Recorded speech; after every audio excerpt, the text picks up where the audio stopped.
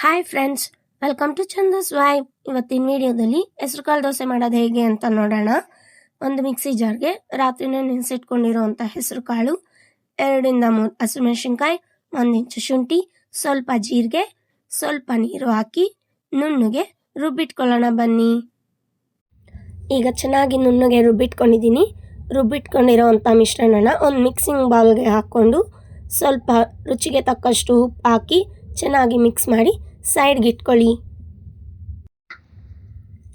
Stove ಮೇಲೆ ಹೆಂಚನ್ನು ಕಾಯಕ್ಕೆ ಇಟ್ಕೊಂಡು ಚೆನ್ನಾಗಿ ಕಾಯ್ದ ಮೇಲೆ ಸ್ವಲ್ಪ ನೀರನ್ನು ಹಾಕಿ ಚೆನ್ನಾಗಿ ಸಿಡಿದ ಮೇಲೆ ರುಬ್ಬಿಟ್ಕೊಂಡಿರೋ ಅಂಥ ದೋಸೆ ಹಿಟ್ಟನ್ನು ಹಾಕಿ ಚೆನ್ನಾಗಿ ಹರಡ್ಕೊಳ್ಳಿ.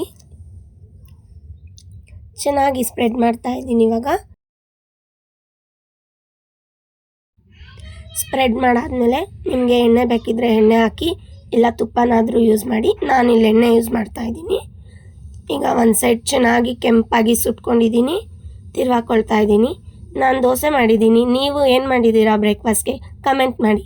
ನೋಡಿ ಎಷ್ಟು ಚೆನ್ನಾಗಿ ಕೆಂಪಗೆ ಸುಟ್ಕೊಂಡಿದ್ದೀನಿ. ಈಗ ಇನ್ನೊಂದು ಕಡೆ ಎಣ್ಣೆನ ಚೆನ್ನಾಗಿ ಸ್ಪ್ರೆಡ್ ಮಾಡ್ತಾ ಇದ್ದೀನಿ. ಈಗ 2 ಕಡೆನೂ ದೋಸೆ ಕೆಂಪಗೆ ಸುಟ್ಟಿದೆ. ನಾನು ಆಲ್ರೆಡಿ ಮಾಡಿಟ್ಕೊಂಡಿರೋ ಅಂಥ ಉಪ್ಪಿಟ್ಟನ್ನ ಹಾಕ್ಕೊಳ್ತಾ ಇದ್ದೀನಿ. ನೀವೆಲ್ಲರೂ ಮನೇಲಿ ಹೇಗೆ ಮಾಡ್ತೀರಾ ಹಾಗೆ ಸಿಂಪಲಾಗಿ ಮಾಡಿಟ್ಕೊಂಡಿದ್ದೀನಿ. ಸ್ವಲ್ಪ ಈರುಳ್ಳಿ, ಹಸಿಮೆಣಸಿನ್ಕಾಯಿ, ಸ್ವಲ್ಪ ಕೊತ್ತಂಬರಿ ಹಾಕಿ ಉಪ್ಪಿಟ್ಟನ್ನ ಮಾಡಿಟ್ಕೊಂಡಿದ್ದೀನಿ. ಇದನ್ನು ಮಾಮೂಲಿ ತೆಲುಗುನಲ್ಲಿ ಪೆಸರೆಟ್ ದೋಸೆ ಅಂತಲೂ ಕರೀತಾರೆ. ನಾವು ಹೆಸರುಕಾಳು ದೋಸೆ ಅಂತ ಹೇಳೋಣ.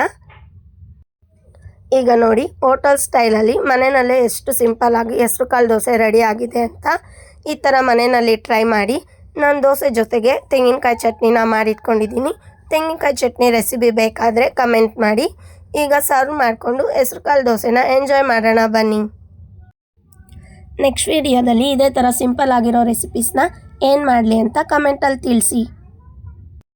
Please like, share and subscribe to my channel.